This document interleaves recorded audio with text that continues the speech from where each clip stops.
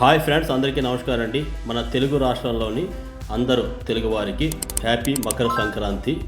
ఈ సంక్రాంతి మీకు ఎంతో బాగుండాలని నేను మనస్ఫూర్తిగా దేవుడిని ప్రార్థిస్తున్నాను. ఈరోజు సంక్రాంతి స్పెషల్ చాలా ఐటమ్స్ చేశాను. అందులోని మన మసాలా వడ ఉంది కదా, కొంచెం స్పెషల్. అది ఆంధ్ర వాళ్ళు కానీ తెలంగాణ కానీ చేస్తారు. దాన్ని మినపప్పుతో మసాలా వడ ఎలా చేయాలనేది ఈరోజు రెసిపీ అనమాట. చాలా టేస్టీగా ఉంటుందండి. వీడియో లాస్ట్ దాకా చూడండి.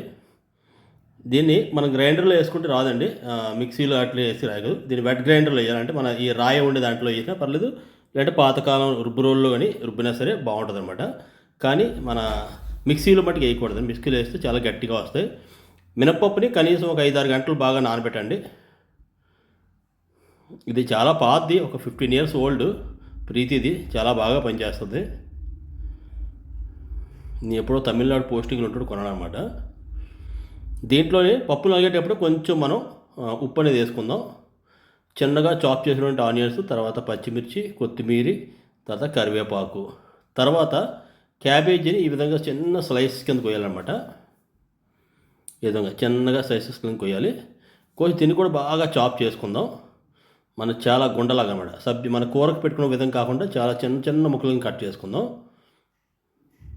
ఒకసారి ఇంట్లో మీరు కూడా ట్రై చేయండి. చాలా క్రిస్పీగా చాలా బాగా వస్తాయి అన్నమాట ఈ వడలు. నా ఛానల్లోని బూరెలు కానీ, పెరుగు గారెలు కానీ, తీపి గారెలు కానీ అన్నీ ఉంటాయి. బెల్లం గారెలు.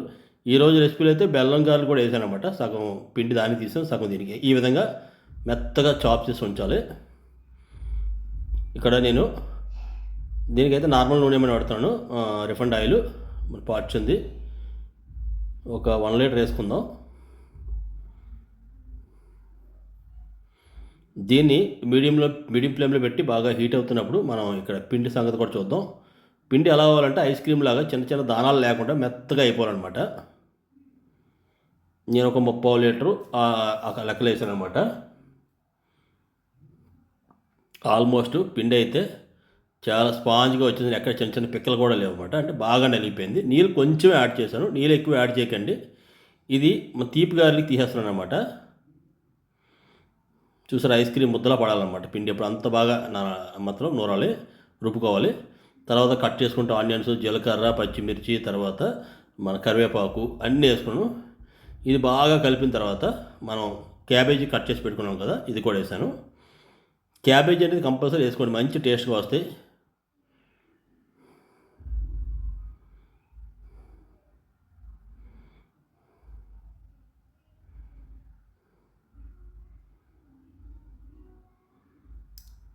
ఇందులోని కొంచెం గోధుమ నూక వేపుకున్నది వేసాను, అంటే క్రిస్పీనెస్ కోసం. మీ ఇష్టం, అది వేసుకోవచ్చు, లేదంటే నార్మల్ కూడా సరిపోద్ది. నేను గోధుమ నూక చిన్నది వేసాను. ముందుగా మనం కొంచెం చెక్ చేద్దాం నూనె బాగా హీట్ ఎక్కిందో లేదని.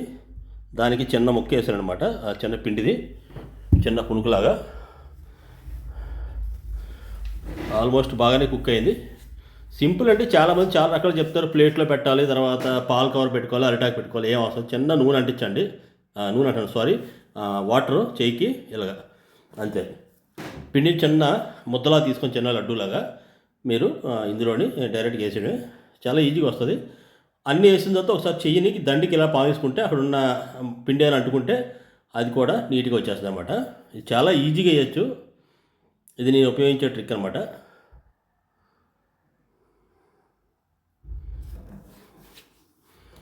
నేను ఆల్మోస్ట్ ఒక గ్లాస్ అన్నర పప్పు, అంటే మనకు 1/2 kg దగ్గర అనుకోండి, కొంచెం తక్కువ ఉండొచ్చు, వేసాను. చాలా ఎక్కువ అయింది. ఇది టాటా వాళ్ళది మినపప్పు, లేదా డబుల్ హార్స్ కూడా చాలా బాగుంటుంది. దీన్ని ఒక పక్క బ్రౌన్ షేడ్ వచ్చిందో రెండో పక్క తిరగాలి. చిన్న మంటలో అంటే మీడియం ఫ్లేమ్లో వేపాలన్నమాట. మనం ఎక్కువ హైలో పెట్టేసుకుంటే ఏమవుతుందంటే లోపల పచ్చిగా ఉండిపోతుంది. వెజిటేబుల్స్ ఇస్తాం కదా, అన్నీ పచ్చిగా ఉండిపోతాయి. మంచి క్రిస్పీనెస్ అనేది ఉండదు. పైన ఉంటుంది నేరగా, లోపల కూడా వేగాలంటే కొంచెం టైం పడుతుంది.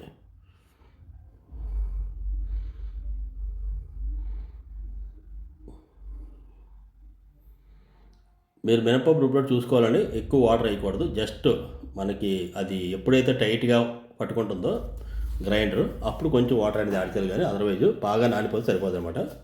చూసారా, ఈ షేడ్లో కనీసం 15 నిమిషాలు అయిపోయాను అనమాట. ఇవాళ ఏమంటే మొత్తం లోపల కూడా పచ్చిదనం లేకుండా బాగా ఫ్రై అవుతాయి అన్నమాట.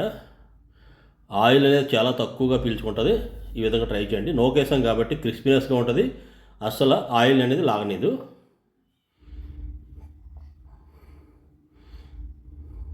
ఈ విధంగా వచ్చాయి. సైజ్ అంటే నేను పెద్ద వేసాను, మీకు కావాల్సిన సైజులు మీరు వేసుకోవచ్చు. నేను రెండవ అవి కూడా ఫినిష్ చేస్తున్నాను. తర్వాత తీపి కూడా ముందే కలిపి పెట్టుకున్నాను కదా, దాన్ని వేద్దాం. దీన్ని నేను బెల్లం పక్కనే చూడొచ్చు మీరు, మరుగుతుంది. ఇదిగో బెల్లం. బెల్లం పాకంలో వేసుకుంటే మంచి టేస్ట్ ఉంటుంది. పందారంటే బాగుంటుంది కానీ బెల్లం పాకంలో ఉన్న గారెలు అంత టేస్ట్ మామూలు రాదనమాట.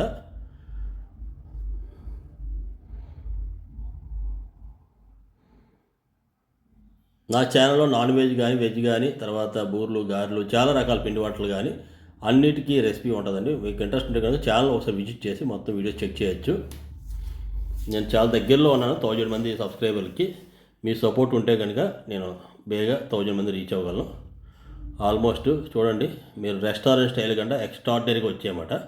ఇవి మిగిలిపోయిన లాస్ట్లో పిండి చిన్న చిన్న పునుకుల కింద వేసాను. లెస్ ఆయిల్ అనమాట. మనకి చిదుపు చూపిస్తాను చూడండి, ఎక్కడ కూడా ఆయిల్ ఉండదు, పిండే ఉంటుంది.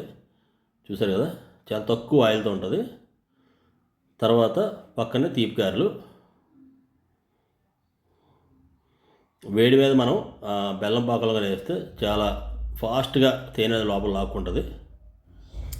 ఈ బెల్లం పాకం మరుగుతున్నప్పుడే కొంచెం 3-4 యాలకులు మనం కట్ చేసి వేసుకుంటే పొడి, అది యాలకుల పొడి వేసుకుంటే చాలా బాగుంటుంది అన్నమాట. ఆల్మోస్ట్ పర్ఫెక్ట్గా లోపలికి గులాబ్ జామ్ టైప్లోని జ్యూస్ అంతా వెళ్ళిపోయింది అనమాట. గార్లిక్ అయితే కనుమ పండుగ రోజు గారెలు వేసుకుంటే మీరు నాన్ వెజ్ చికెన్ కర్రీ కానీ నాటుకోడి చికెన్ అయితే కర్రీ అయితే చాలా బాగుంటుంది. అయితే మటన్ కానీ బాగుంటుంది గ్రేవీతో. అదర్వైజ్ మనకి సంక్రాంతి కాబట్టి వెజ్ తింటాం కాబట్టి ఈరోజు నేను కొబ్బరి చట్నీ ప్రిపేర్ చేస్తాను. సాంబారు కొబ్బరి చట్నీ అనమాట. మంచి కాంబినేషను, మంచి హెల్తీ ఫుడ్ అని మినపప్పు అనేది, కొబ్బరి వేరుశనగపప్పు, తర్వాత మన పల్లీలతో చేసిన చట్నీ అనమాట. ఇది sambar. Best combination, Sankranti special.